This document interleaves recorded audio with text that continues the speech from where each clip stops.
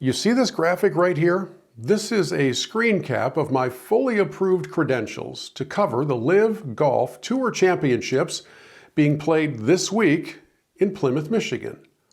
But just a short time ago, I received a phone call informing me that my credentials had been revoked.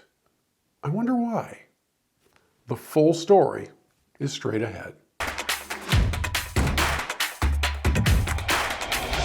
Hi friends, Bill Hobson here. Thank you for joining me for a rather unexpected and unusual update. In fact, I think it might be the most bizarre update I've ever presented in the 26 years of Michigan Golf Live.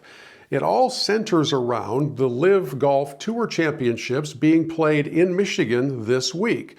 They're being contested at a wonderful place. It's the Cardinal Golf Course at the beautiful St. John's Resort in Plymouth.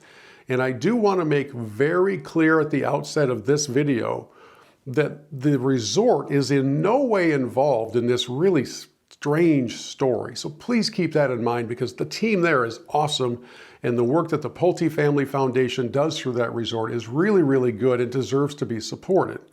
So when LIV comes in to conduct a tournament, they take over everything, and of course they would take over marketing and communications for the event. A few weeks ago, I decided to apply for credentials to cover the event. Here's my approved gate pass. What you would do is when you go down to the resort, you will show the gate pass. That will get you into the media center, where you would then end up with the kind of credential that you would put around your neck. So this is the hall pass, the gate pass, to get me in to that point. No problem. And then on Friday, a member of the PR team from LIV Golf reached out to me and said, "Hey, would you like to interview Pat Perez?" I'm like, "Yeah, I'd love to interview Pat Perez." Now, keep in mind a couple things. I have not been a fan of LIV Golf since its very beginning. Not because it's a competition to the PGA Tour, could care less about that. I've got personal problems with the funding source for LIV Golf. Just keep that in the back of your mind. So I connect with Pat on Friday morning. We have a great conversation. I really enjoyed it. I say that genuinely. There was no point during the 25-ish minutes that he and I talked where I thought, oh boy, this is going to be a problem. We had a great time. In fact, after we were done recording, he says to me, "Well, let's make sure that we say hi when you come to the tournament. I'd love to shake your hand." I said that. It'd be great. The end. Call ends. I don't know, about 10, 20 minutes later, maybe 30, I get a very frantic phone call from a member of the PR team. I mean, very frantic. I think he used the phrase, "I'm literally shaking right now." And I don't know what's going on. I'm like, what? We're shaking? Shaking for what? It's not often you hear a fully grown adult use that kind of language, right? I said, "Well, what's going on?" He says, "Pat's livid.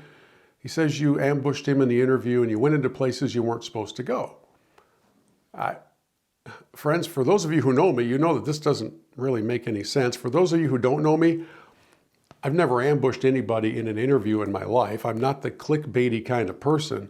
So I'm like, did I black out, or did I miss something here? Because that never happened.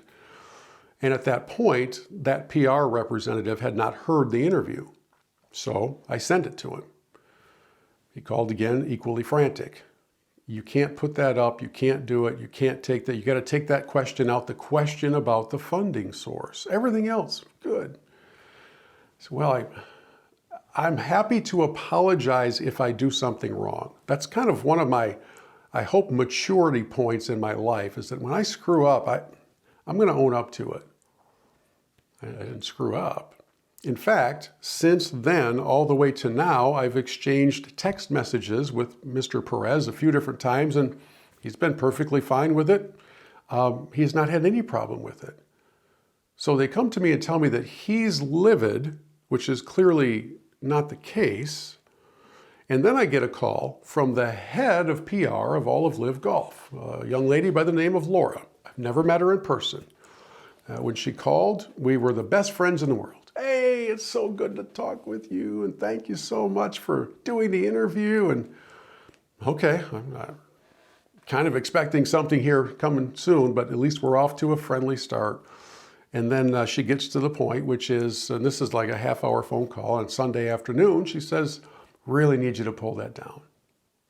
I'm not planning to do that. well, would you edit out a couple of sections for us?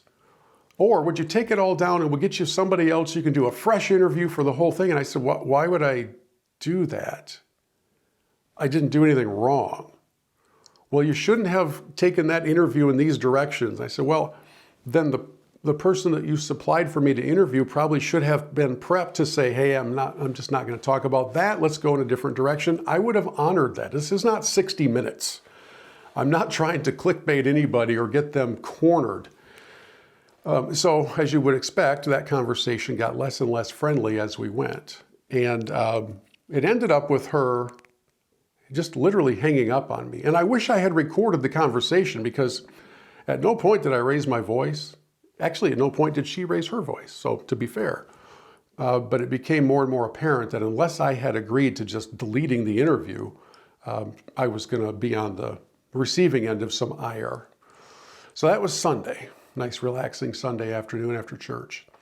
Monday, I get another frantic call. Please, could you please take that down? I am as kind a person, I'd like to think, as you'll find anywhere, but we do have our limits. And in this case, I'm getting tired of the requests. By the way, one of the things I said to both the PR rep and to the head of PR was, you guys are making such a big deal out of this. I'm not Adam Carolla or Joe Rogan. There are not 10 million people listening to my podcast. I said, my podcast neither causes cancer nor cures cancer, but you're acting like it does both. Just let it go. You'll be okay. You can't let it go. So then I get a notice on Monday afternoon. As we speak right now, it's Tuesday. On Monday afternoon, I get a notice that says, just a little heads up, it's possible that they may be revising your access to the tournament. Like, revising my access? I don't even know what that means. Revising the parameters of your credential. Oh, okay. What does that mean? Well, you wouldn't be allowed in the media center, and you can't actually be there as a member of the media. I said, well, that's not called revising. That's called revoking. Yeah. I said, well, I'll tell you what, to this point on Monday afternoon, I've not said a word about all this harassment. I have not said a word about all of this paranoia. I have not said a word about how bizarre this whole saga is. But if you revoke my credential, we're going to have some things to say. So he's saying, all right, don't do anything yet. I'll go back. I'll talk to him again. And lo and behold, just a short time ago, I received the phone call that said, your credential has been revoked. What we would like to do is give you some grounds passes to come and enjoy the event, but you won't be able to be there as a member of the media. A couple things you need to know. I'm not going. I'm not pulling down the podcast. And I did all of this with the intent of helping spread the word about the tournament so more people can attend. I put a link to purchase your tickets in the podcast notes. I encouraged people to come out and see it for themselves and to see the beautiful Cardinal golf course up close, because it really is quite something, and to just visit that resort because it's wonderful. And they revoked the credential. So some of you who are watching this have not heard the full interview that I did with Perez. There are two ways you can do that. You can go onto Spotify or Apple Podcasts and just search for the For Golfers Network podcast, F-O-R-E. You can look for this graphic. I'll just put this graphic up there and you'll know you have the right one. It's got the LIV logo and Pat Perez's name on it. Or number two, I'm going to tack it on the end of this video so that if you don't want to go anywhere else, you just want to keep sticking with it here, it'll just come out the end of this. I just wanted you all to know that it's a very bizarre world in which a sports league that claims that it is making global inroads on freedom, on tolerance, on permissiveness, and on acceptance of differing opinions, comes to Michigan and proves exactly the opposite point through their actions. I don't know about you. I find that staggeringly, I don't even know what the right word is. Tone deaf, dumb, short-sighted, Let's put it this way. If they hadn't revoked my credentials, this video wouldn't exist, and very few of you would ever listen to the podcast. I don't get it, my friends. I don't understand the motivation behind paranoia for a sports league that is claiming to be leading a cultural change. A few weeks ago, I was filling in on a radio program as the host in Detroit on WJR, the great voice of the Great Lakes, one of my favorite stations of my lifetime. It was an honor to sit in for a couple of hours and host the Focus Show. That show originated from St. John's Resort as the Detroit Economic Club held its meeting there. The keynote speaker at that meeting was the CEO of LIV Golf, Scott O'Neill. So before he went to give his keynote address to the assembled crowd, he came onto the radio show with me, live, unfiltered, unedited, for about 15 minutes, 12 or 15 minutes. And I asked him some difficult questions, and as you would expect, he nailed them. He did just fine. Nobody yelled at me for that. Nobody said I was out of bounds for that. And by the way, in defense of Pat Perez, it was a great conversation. He wasn't flummoxed by anything I asked. And every time they allude back to how angry he was, I could show you all the texts on my phone from today from Pat saying, yeah, no big deal. Everybody's entitled to their opinion. Man, oh man. Here's my final message to all the folks at LIV Golf. Try the decaf, lighten up a little bit, and realize that not every question is worthy of you bringing down the weight of the world on your own PR staff who did nothing wrong whatsoever, and to then awakening the media throughout the region in which you're competing. Because thankfully, over the course of 26 years, I've got some friends who know my true character and realize that this is one of the most bizarre things any of us have ever seen. Stick around if you want to see or hear the full podcast I did with Pat Perez, or go and find it on Spotify, Apple Podcasts, or wherever you get your podcast.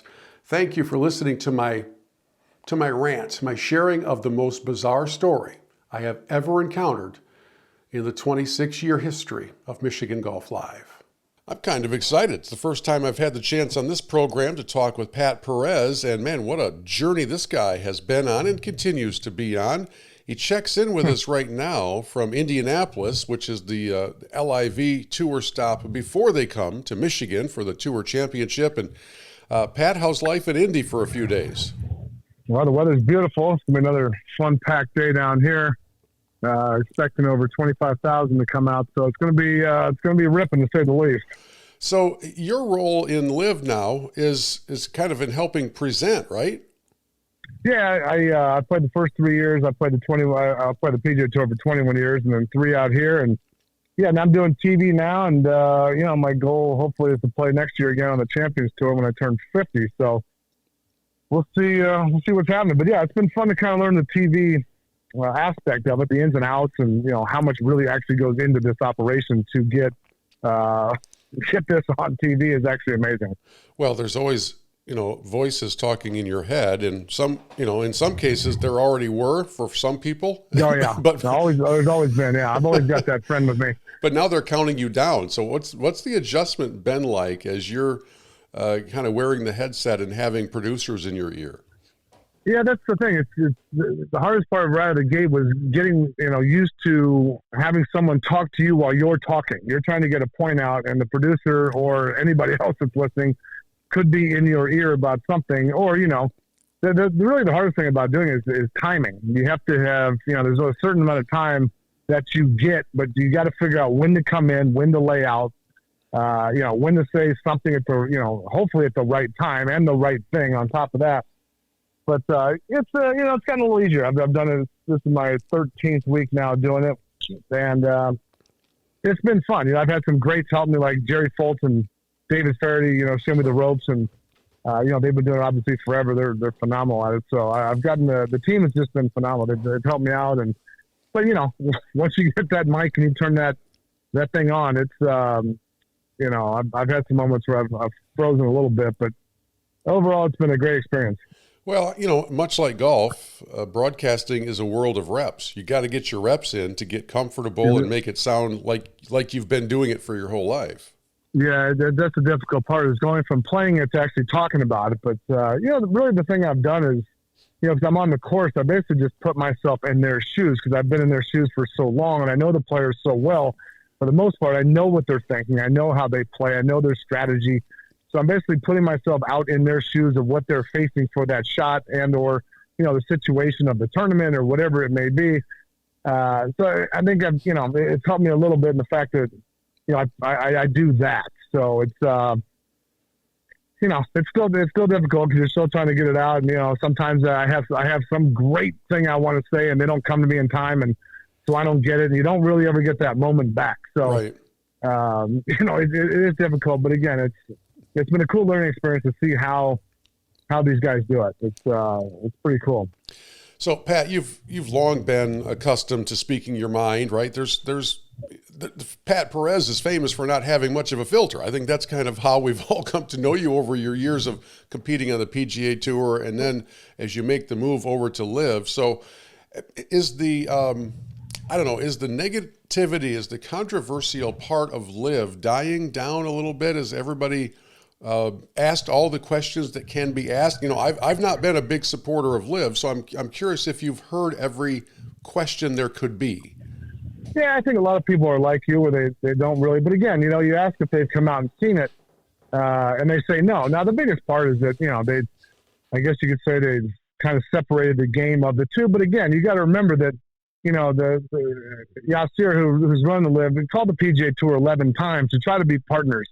And again, let's not forget the biggest thing of this. The PGA Tour has signed an agreement with the LIV group to do something. So it's not like they keep shunning them out. They've actually signed a deal 2 years ago that has not been done yet. So, whether they like it or not, they have an agreement with them. They just haven't gotten it done yet. So, I get all the deal. I understand, that people don't like it. They don't like the format. They don't like the factors that we're ranking points. It's a closed off circus. I mean, we've heard all this kind of deal before, but I don't know. We'll see. If I'm hoping that somehow it gets done. I don't know.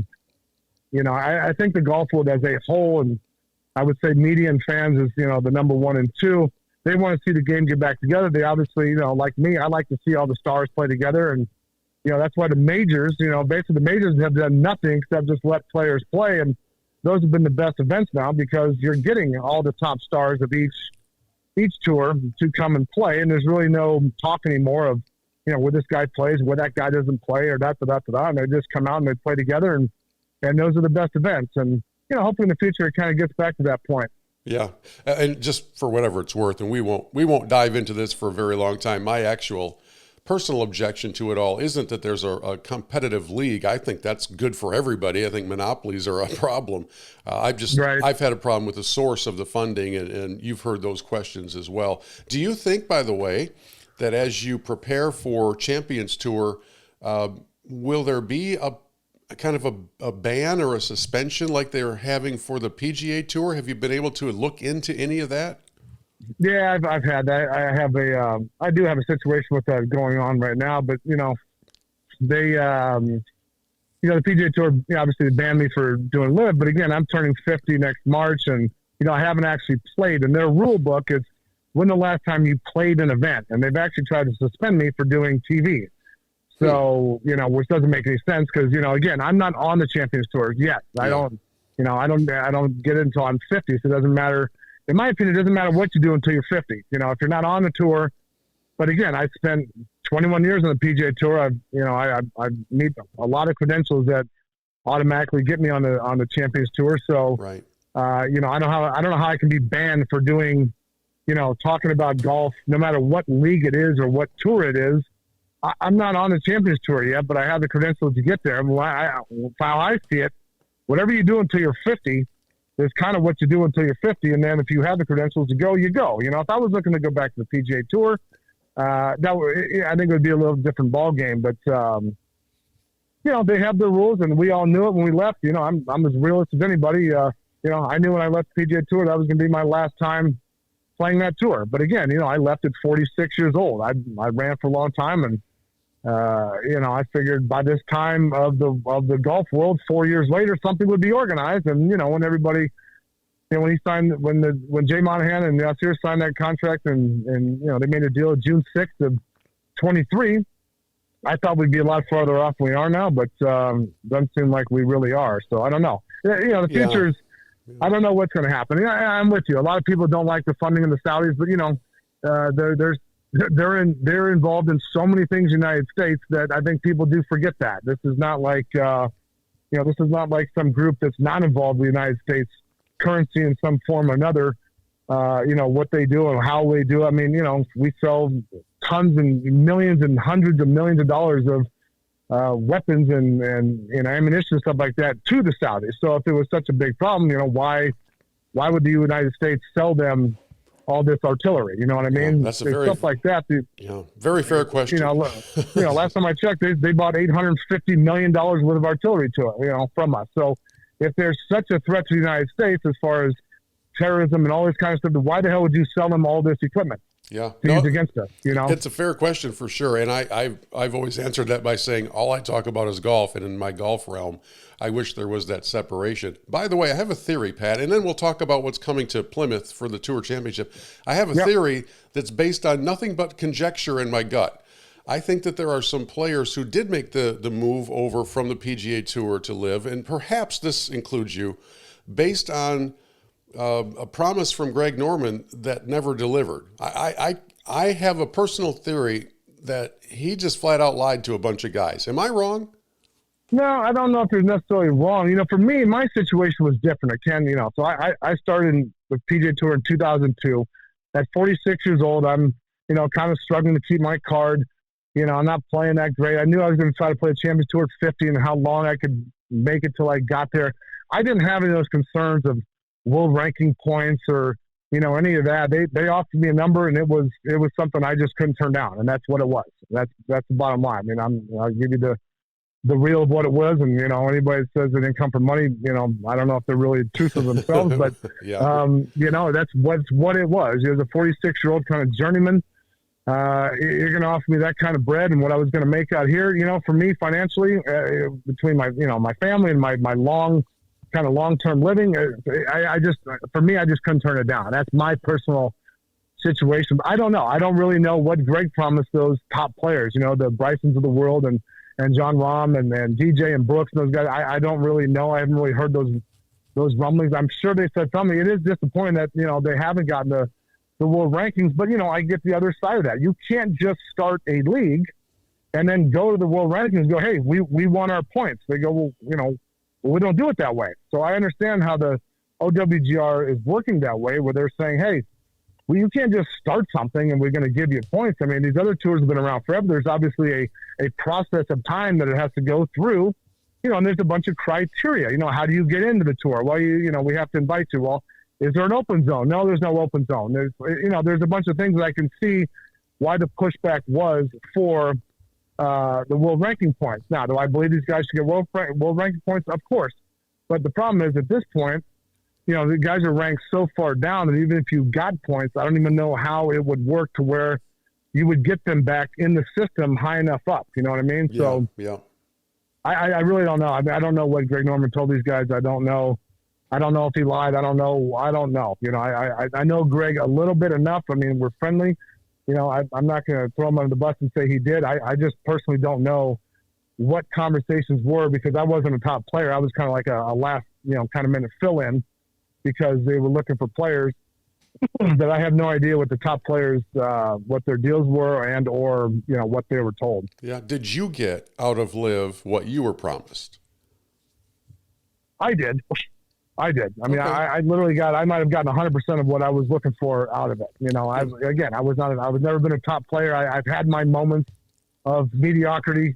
I won 3 times and I got to 16 in the world and I played every tournament under the sun and I got to play against, phenomenal players. I'm in the Tiger era, Tiger's 2 months older than I am. So, I've competed against phenomenal players my whole life. But that's all there was. I mean, you got to remember, nobody ever thought that this kind of thing was going to come around. If you'd have told me in 2010, hey, by the way, you're playing the PGA Tour, it's the greatest thing in the world.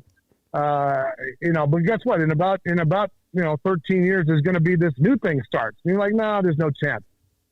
So I understand why, people are upset. But again, we didn't come up with this deal. I didn't start it. I didn't ask to start it. But again, they, in my opinion, I think they upset them enough that they had to start it. But, they did try to do something with the PGA Tour, and they weren't trying to change anything. They just wanted to be part of it. And, I don't know where the translation got lost a little bit there, but, the LIV Golf is here. It's here, and it's here to stay. And whether people like it or not, this thing is, it's booming. I mean, there's sponsors coming in. There's all kinds of new stuff going on here. This tour is not going away. So unfortunately, people are just going to have to accept it at this point. Yeah.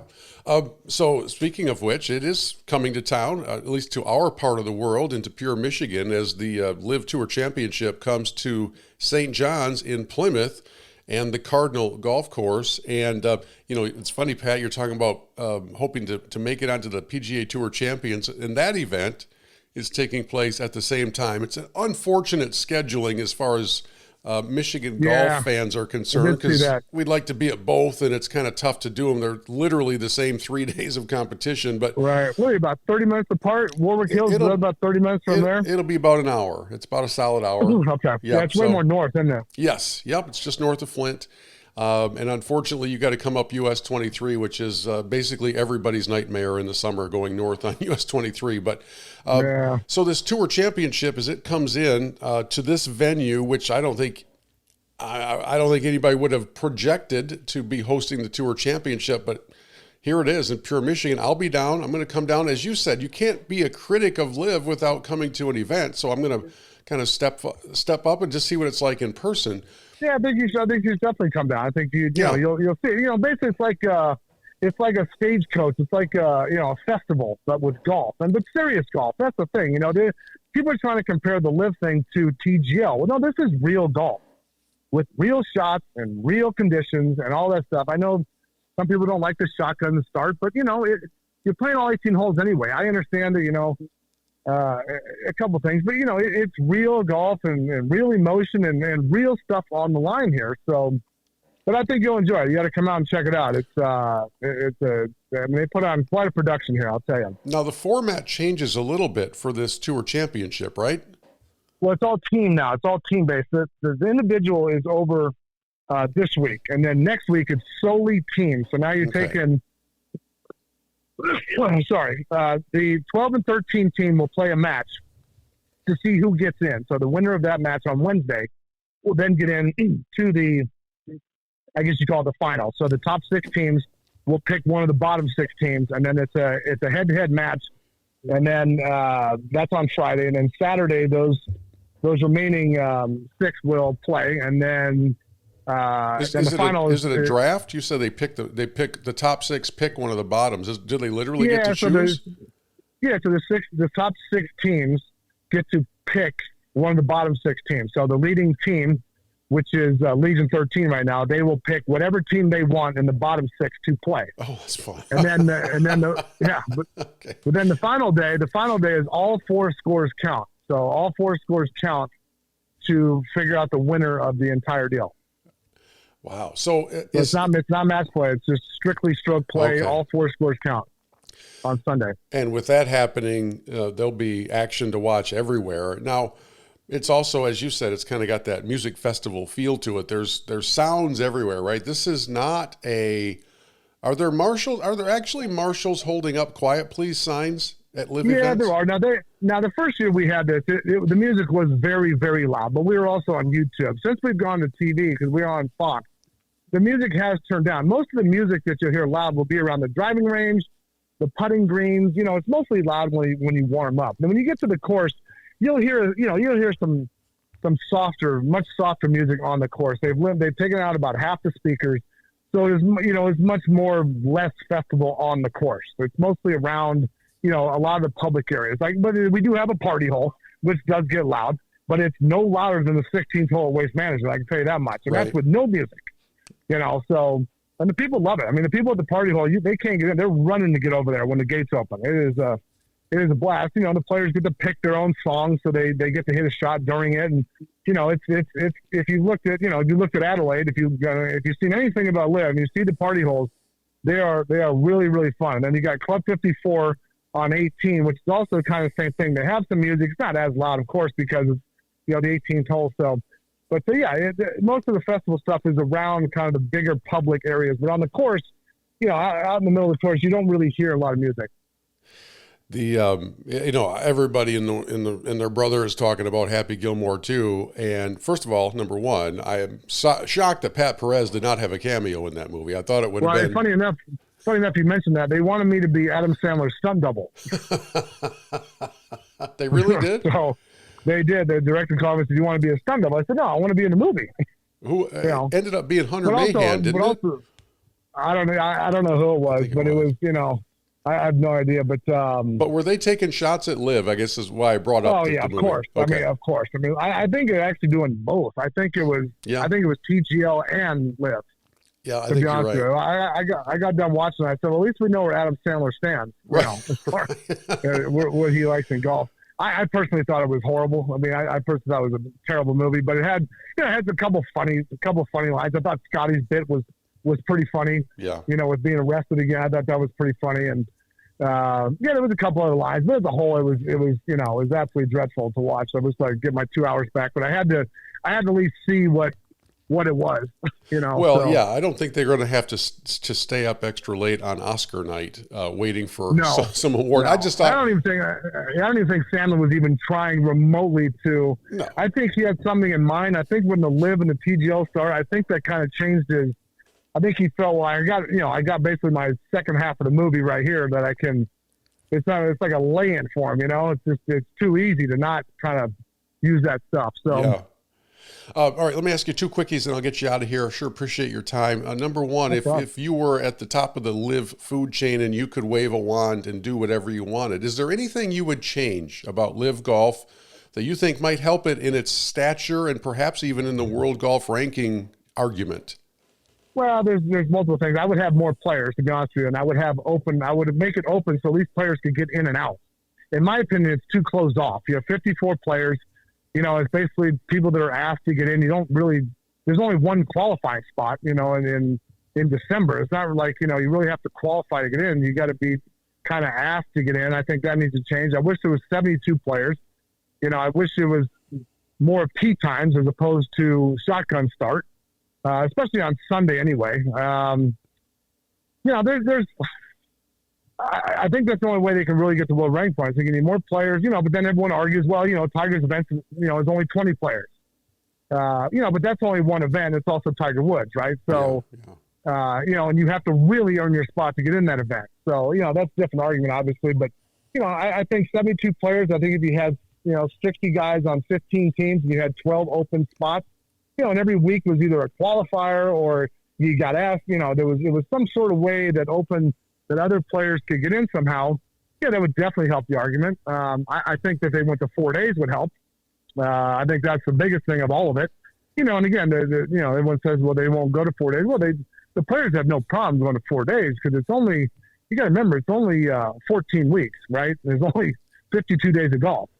So to add 14 more is not a big deal. Well, you still got 300 days off. And my guess is that if you told the players, if you go to 4 days, you get ranking points, I think they'd go to 4 days tomorrow. Oh, they're all ready for it. They're ready for it. They're actually ready to do. The players are ready to do anything they can to try to get world points. And then the thing about it is, I do feel bad for the younger kids that are coming that aren't getting world ranking points. I don't know what their future looks like for. Are able to get into majors or qualifying for other things. That's kind of a tough spot if you're a young player right now.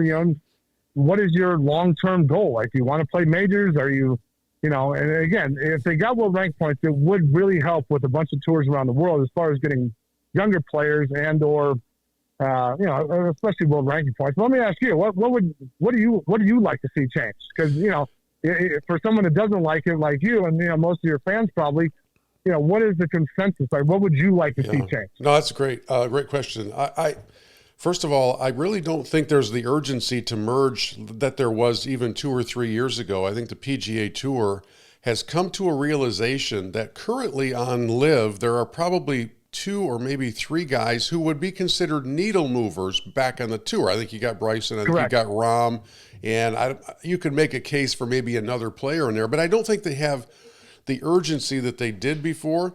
So if I'm looking at LIV as a product that's going to remain an independent product, I think I've got to do something to expand my reach and my appeal beyond the 30 and under crowd, because the money in golf is in the 30 and over crowd. So does that mean you become more stuffy and all that? No, I hope not. But you've got to add the fourth round.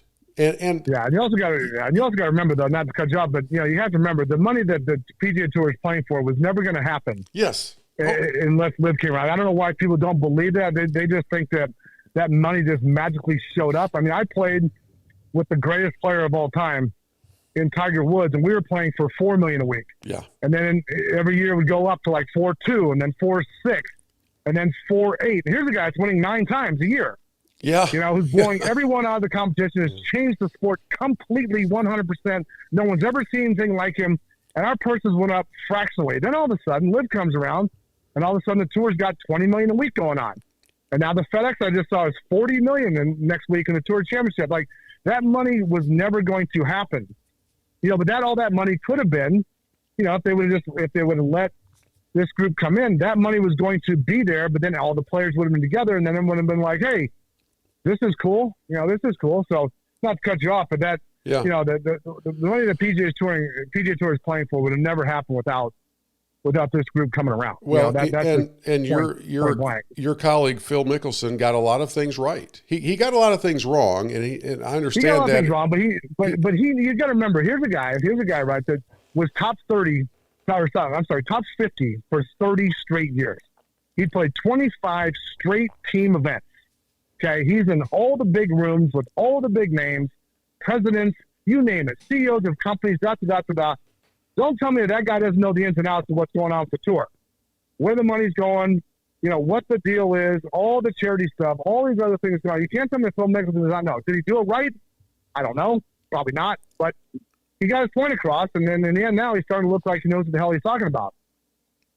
Yeah, when Phil said they're sitting on a pile of cash, it turns out they were sitting on a pile of cash. So because all of a sudden $400 million came out of nowhere. I mean, $100 million for the PIP, and then $50 million for a PIP, and God bless him. Tiger Woods, he's winning the PIP and not even playing a PGA Tour event. They're giving him $50 million, doesn't hit one shot. Now, in my opinion, I've always said it. Tiger, in my opinion, is $2 billion short in the golf world of what he should have because of what he's brought into the game. No one's ever changed the game the way he has, and then so they have to give him the PIP because he's the guy, because he didn't benefit the way these guys are with this stuff. So nonetheless, that's a different conversation. But that was kind of a legacy payment to Tiger, I think, more than anything. Exactly. I don't think he had a single social media post the whole year, and he won the PIP. No, and I'd give him another $15 million for the rest of his life. That's what I would do. So my last question actually ties into that. Do you think, as you project, let's just say 2 years from now, do you project a day when we would turn on a PGA Tour Champions event and see Pat Perez playing alongside Tiger Woods? Well, I'm hoping next year. My goal is for next year. I've got some things that I can't really get into too much, but my goal is next year. And of course, I would love to play Tiger. I've known Tiger since we were 8 years old, playing Presidio Hills in San Diego in the 8 and under division for the Junior World. So, I have nothing but complete respect to Tiger Woods. He's the greatest I've ever seen, the greatest that will be, in my opinion. I don't care what anybody else says. But I would love to go against him again. I haven't played against him for a long time. Obviously, he's had a bunch of stuff going in his life, but I would absolutely love to drive our carts down the fairway together and play again one day. Do you think he'll play the Champions? Yeah, he's definitely going to play the majors. He told me years ago that he would love to win the U.S. Senior Open, so that he had all the U.S. GA trophies, which is a hard feat to get. Right. But obviously he can do it. But again, it's up to his health and how the leg holds up and all that kind of stuff. And when he comes out, I'm telling you, whatever tournament he's playing, I don't care if it's designated event against it. Every eyeball will be watching him the next time he plays. You are not kidding. And that's just the way it's always been, though. Yeah. I've changed my schedule multiple times just to watch him play. So, That's just one in a lifetime type guy. But yeah, it would be great for Sammy Stewart to get him. And again, I think because he might have a little trouble walking or whatever, that obviously the cart's going to help him. But again, some majors don't allow a cart, so it's all going to be how much work he puts into getting it. But it would be phenomenal to see him. But I do know he's going to play the U.S. Senior Open at some point. Well, Pat, I can't thank you enough. Very generous with your time. And when I make my way down to St. John's and the Cardinal, I hope to have a chance to shake your hand in person. Thanks so much. Yeah, no, 100%. I'll be around. I appreciate the time. Thanks for having me.